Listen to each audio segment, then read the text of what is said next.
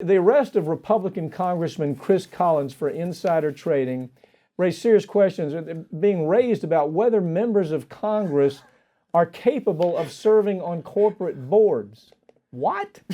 What? I mean, people watching this show right now believe, of course, members of Congress can't serve on a corporate board. I mean, isn't that just plain, just basic monkey intelligence? You would think that this is something that, okay, yeah, we probably dealt with this back in the 30s. And no, it wasn't actually until 2016 that any kind of law even came on the books. And all that was Obama saying, if you're dealing with an issue in Congress and you own stock on it, you can't trade that stock while you're dealing with the issue.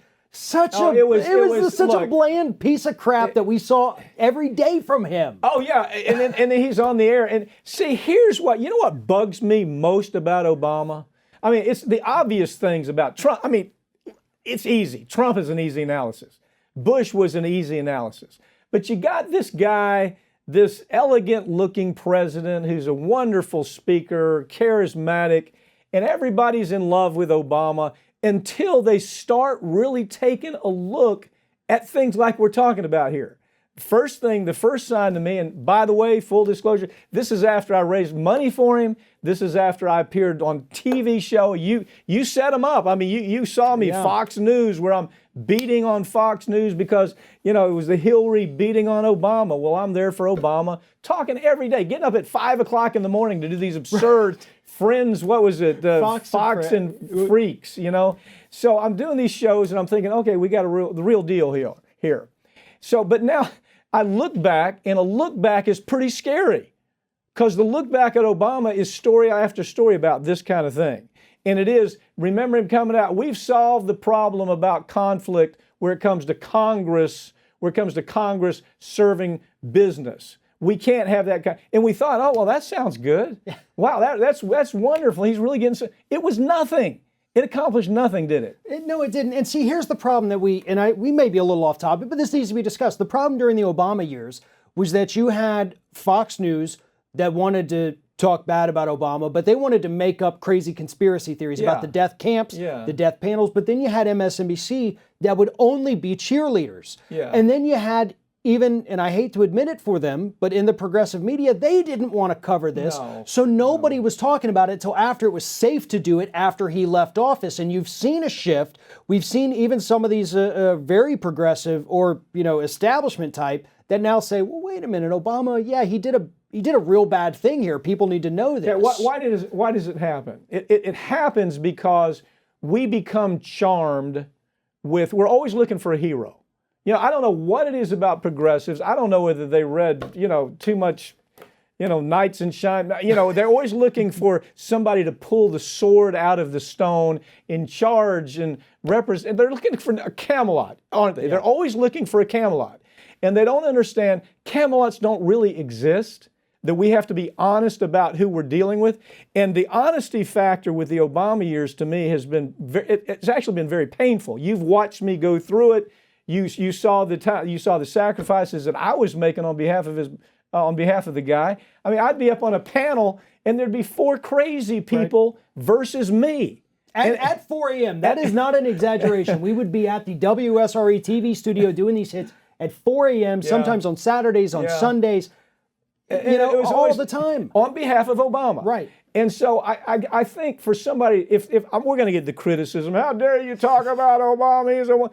Look, we got to be honest. If we're not honest with ourselves about politics, there is no Camelot. There is nobody that's going to pull a sword out of a stone. There are no heroes. There are only people. And we're seeing that more and more with Obama right now. Where is he? Okay? Where is he? Progressives are in the fight for their life.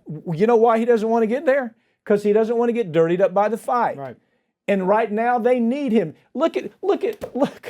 It's crazy. I mean, Carter. Carter gets this bad ding about being he was not a bad president. He was a decent man.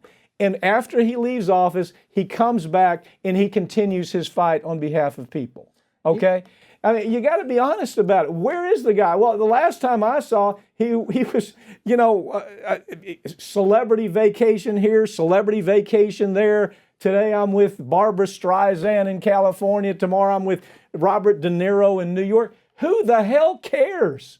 What I want him is in the fight. He's missing in action, and that's another part of this story, I think, unfortunately. Well, and that's, to be honest, listen, he kind of picks and chooses. If you want to leave the presidency, go back to a private life, then you do that. Yeah, right. But you cannot try to be Mr. Party, have fun with these people, then jump back into politics for a day, then go back over here. But let me put this to you, because this is going to scare you, because this goes on what you were saying. Everybody was so charmed by Obama after 8 years of a guy that couldn't string a sentence together. Yeah. How You talking about Bush, right. who couldn't string So it. Yeah. how bad are the Democrats going to look for a savior after 4 years of Trump? I mean, that we're going to see it even worse with the next corporate Democrat that comes up because of Kamala Trump. Harris. I mean, Yeah. you want to take a look at her background? We got Harris and Booker, the two front runners at this point. They're Booker awful. and Kamala Harris. Booker has this love affair with the pharmacy industry, Yep. where we have a chance. Literally, we're several votes away from winning a vote that would have required the pharmaceutical industry to drop their prices. You know who fights it? None other than Mr. Cory Booker. Kamala Harris.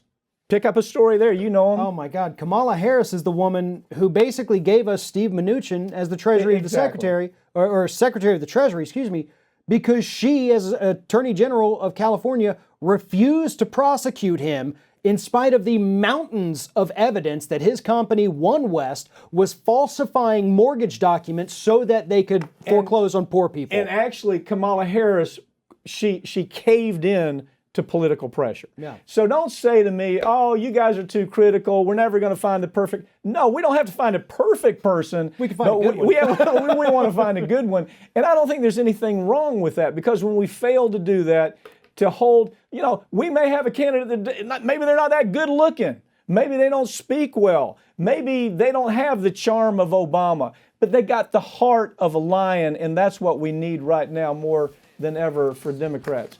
I'm Mike Papantonio here with Farron Cousins. You're watching Ring of Fire, and we try to talk about stories that other people don't talk about.